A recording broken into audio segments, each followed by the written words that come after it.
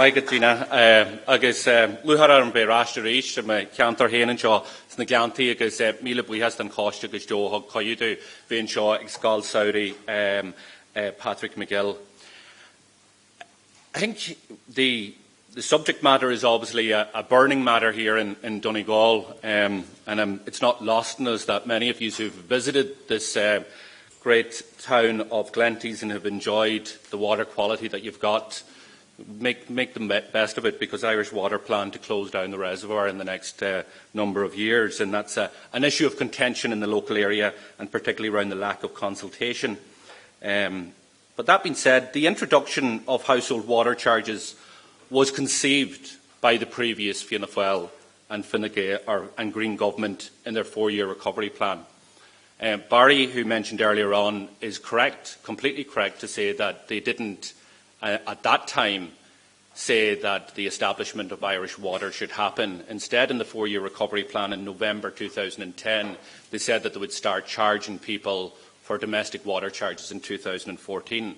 But that only lasted a number of weeks. When the Troika came to town, this position was formalised in the disastrous policy with the EU, IMF and the ECB as part of the financial bailout in December 2010. And what the Fianna Fáil Green Party government committed to at that time was that in the Q4 2011 review by the Troika at that time, it said the government will have undertaken an independent assessment of the transfer of responsibility for water service provision from local authorities to a water utility and prepare proposals for implementation as appropriate, with a view to start charging in 2012 and 2013. So there was no single utility in the 4-year recovery plan, but 2 weeks later there was, and the charging was to start 2 years earlier. At the time that they got the best deal possible from the Troika, I strongly disagree. We know that the Labour Party at that time anyway also disagreed that it was the best deal possible, and they went on to fight the 2011 general election, seeking a mandate to renegotiate the bailout programme.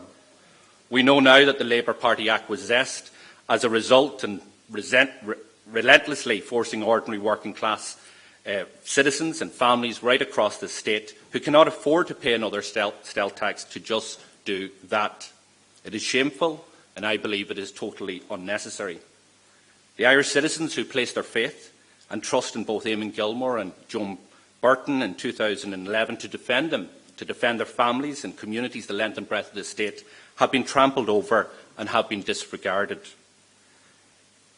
They have rammed through yet another stealth tax on the people in order to repay a banking debt that is not theirs. But people are resisting, as we see from the huge numbers who have refused to pay, and I am glad to count myself as one of those. To those that have paid and those who have refused to pay, Sinn Féin's message is clear. If in government, Sinn Féin will abolish household water charges. To those that have refused to pay or are considering not paying, my commitment to you is if Sinn Féin forms part of the next government, we will not pursue any citizen or household who has not paid. We will repeal the draconian legislation forced through the Oireachtas by the Fine Gael and Labour majority and put this saga into the dustbin of history where it belongs. And let me assure you all that unlike these other parties, we will not make promises that we will not keep. I believe that the political choices, and I understand how difficult that is to believe given the history of political statements before election, but I believe that political choices a government makes are defined by its view of society, its ambition, its ideological anchor, and the interests that it seeks to represent. We need a left Republican government with core values which reflect Irish society. And Sinn Féin is deeply committed to the core values of peace, of social equality, of economic prosperity and Irish unity. And these are the key planks where we are concentrating our efforts and attention. We need to rebuild the economy on the basis of a progressive and fair and sustainable social and economic model. It does not exist currently. It doesn't exist under this Fine Gael and Labour government.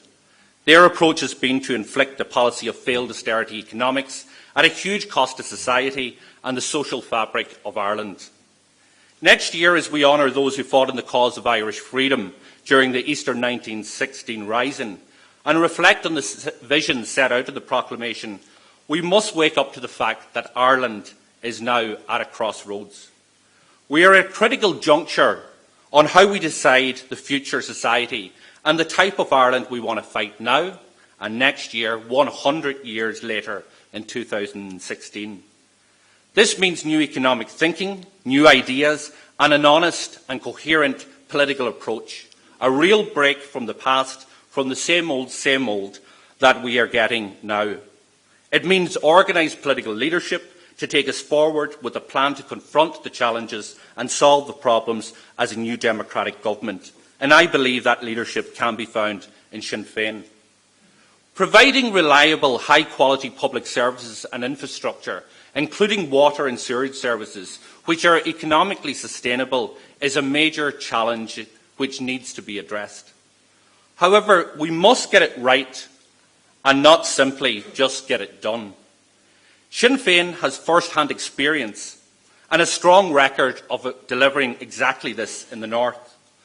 In May 2007, when the power-sharing institutions at Stormont were restored, Sinn Féin committed to reverse the plans of the British direct rule ministers to introduce household water charges because taxpayers were already paying for these services, as we are here in this state through general taxation.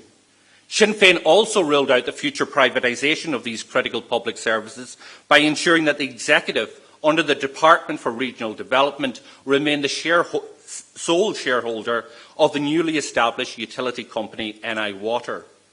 This was a firm pre-election commitment that we gave the people, and we delivered it. Today, according to the utility regulator in the North, households save an average of €490 annually as a result of our decision. At the same time, between 2007 and 2011, over €1 billion sterling was invested under Sinn Féin in a major upgrade in the North's water and sewage infrastructure, benefiting almost 1 million households and businesses, and this has improved the drinking water quality, protected the environment and supported the local economy. The Fine Gael and Labour government, just as the Fianna Fáil government, knows what was achieved in the North under Sinn Féin. However, despite seeing how our approach worked to deliver efficient water and sewage services, Fine Gael, Labour and Fianna Fáil have chosen to ignore it and impose an unfair household water charge on families in this state through what has become a toxic utility in the form of Irish water. So how would Sinn Féin do it differently?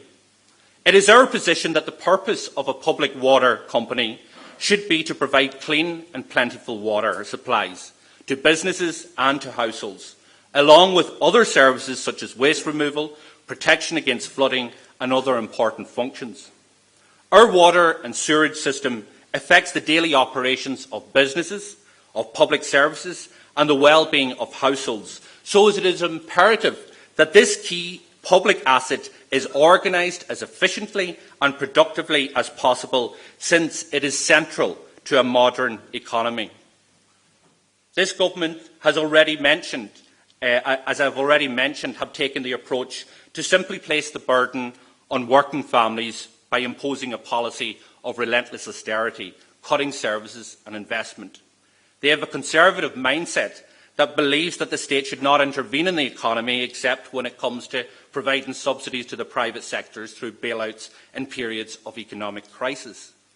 Therefore, in line with the Troika and the bailout programme agreed in 2010, when household water charges were made concrete, theirs is a completely one-sided view of public utilities. Where there are both revenues and outlays, they only see the later. They only see liabilities, not assets. They only see gross debt, not economic function. Inevitably, this narrow, limited economic thinking leads to blunders, which they then seek to address by loading more costs or charges onto hard-pressed citizens and households. The progressive alternative that I am advocating is to see public water services as a vital part of a modern economy, with large potential benefits from investment and in running efficient services.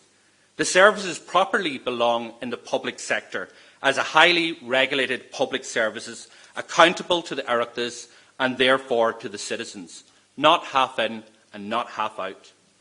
Our water services suffer from long-term underinvestment, as we have already heard. This is responsible for the extremely poor quality of water to many households and its unreliability, as well as repeated failures to invest in flood prevention, which has led to a number of damaging and costly crises. Like much else, the chaos of Irish water relates to a sustained period of underinvestment, with very poor infrastructure spending largely confined to the cities and insufficient investment since, including the North West and in particularly here in my own county of Donegal. There was a period through the various national development plans of the 1990s and beyond where large-scale investment in water services did occur, with notable improvement in services and quality through modernisation. However, this has stagnated under the current government's austerity policy, which has targeted public investment in key services for cuts. In the event, the proposed capital expenditure plan for 2014 to 2016 for Irish water is €1.77 billion. The borrowing component of this is guaranteed by the state, and it is very difficult to see how this could be otherwise, given the state of Irish water's finances and uncertainty surrounding its funding model. In terms of future funding, there is no prospect whatsoever of a company like Irish Water being able to borrow at interest rates below those of the government. It would only be able to lower its interest rates somewhat towards government levels through the operation of a state guarantee, either implicit or explicit, which would itself impact on the cost of borrowings. The state cannot avoid these costs in one way or another. Similar considerations apply to the ownership structure of Irish water. Just as private borrowing would be more expensive and inefficient than government borrowing, so too would a model based on a private equity ownership in whole or in part. That would require the payment of dividends to shareholders, which would be a loss to the Exchequer, from the assets created by the public sector. Those dividends would have to be in line with market rates, and in order to fund either private debt interest levels or private shareholder payments, charges to businesses and households would have to increase further, or the subsidy from the public sector would have to increase to fund it. In order to achieve efficiency in investment and lower costs, the provision of water services should remain entirely in public sector hands. The public impact of public investment is sometimes gone amiss in this debate, and it is important to understand and realise that investment creates its own investment. If we take the €1.77 billion sum as a baseline for investment on a rolling basis, we can assess the impact of this investment in water services. An investment of that sum of €1.77 billion will yield increased output in the rest of the economy of €2.6 billion. In addition, it will yield €600 million in increased employee compensation or wages and €200 million in additional taxes on production. Each of these will also directly or indirectly impact on government finances. But the government has been desperate to keep Irish water off balance sheet, as this will impact the metrics used under the excessive deficit procedure and the medium-term budgetary objectives under the Stability and Growth Pact. But this is proving difficult under the 50% revenue rules, where more than half of the operating costs of Irish water must be met by commercial revenues. Such is the mess the government has produced. It has also now created an entity whose ability to borrow at all, even expensively, is severely compromised because of the reliance on the capped household charge. The government has effectively folded Irish water into Arvia in the hope of disguising this problem and the related problem of now useless meters and other issues. The government used its usual scare tactics against those of us who advocate abolishing water charges. They said it would leave an €800 million hole in our budget and that deficit targets laid down by the EU could not be reached if that were done. However, their bluff has been called. As a result of Eurostat not yet ruling on whether Irish water should be on book or off book, we have in April of this year the government's own stability programme update, including Irish water as being on book. That is the current situation. And even with Irish Water on book, Minister Noonan said the government had between €1.2 and €1.5 billion of fiscal space and will still meet all of their deficit targets. So what does that mean? It means that the only cost to scrapping household water charges is the €271 million or thereabouts expected in domestic water charges. But that isn't the end of the story, because there would be savings to offset this cost. The €130 million earmarked for the so-called water conservation grant would be redundant. Likewise, the €6 million administration cost of this grant would be saved. Much of the approximately €20 million in billing costs associated with Irish Water would also be saved too. So now we see how the abolition of water charges is more than affordable, well below €130 million, and this is based on full payment by households, which is not happening and will not happen. As payment levels stutter at below 50%, it is conceivable that even in simple budgetary terms, abolishing water charges is the most prudent option for the government. As has been mentioned, it may lose the state money. Sinn Féin believes that Arvia is in any event the wrong vehicle for the substantial investment required, simply being too small to shoulder any necessary support to Irish Water. Arvia's profits in the most recent years were just €380 million. And by contrast, depending on which measure you use, whether it's profits, assets, net borrowings, ESB is between 3 and 4 times the size of Arvia and would arguably be in a better position to support a large-scale government investment programme. Arguably, ESB is in fact a much more attractive and viable host for public water services utility in the future. However, that debate is for another day. What is required is a public water utility that is not Irish Water, that doesn't spend over €500 million installing water meters that will not be used for the next 3 years, that doesn't spend huge amounts of money on consultancy, and that doesn't have huge levels of borrowing. We need a public sector water services which is directly accountable to the Minister, and both should be accountable to the Houses of their Oireachtas. A water service that is managed by a publicly appointed board, which is fairly balanced to represent the economic, the environmental and societal and community interests, which serve both the public service and the public interest, including the workforce. A stop put to metering and priority given to fixing massive leaks, problems and interruptions to supply, and we know, as we've heard, 49% of our treated water is being lost through these leaky pipes. Funding should be generated through mixed income, of which the majority is through public subsidy from the General Exchequer, in addition to non-domestic charges and commercial borrowing. There should be no duplication of services being delivered by any public water services and local authorities, but service agreements should exist because local knowledge and experience cannot be underestimated. For an island the size of Ireland, it does not make economic sense to have 2 public water systems. The service north and south should be connected and the services operated and cost shared on an all-Ireland basis.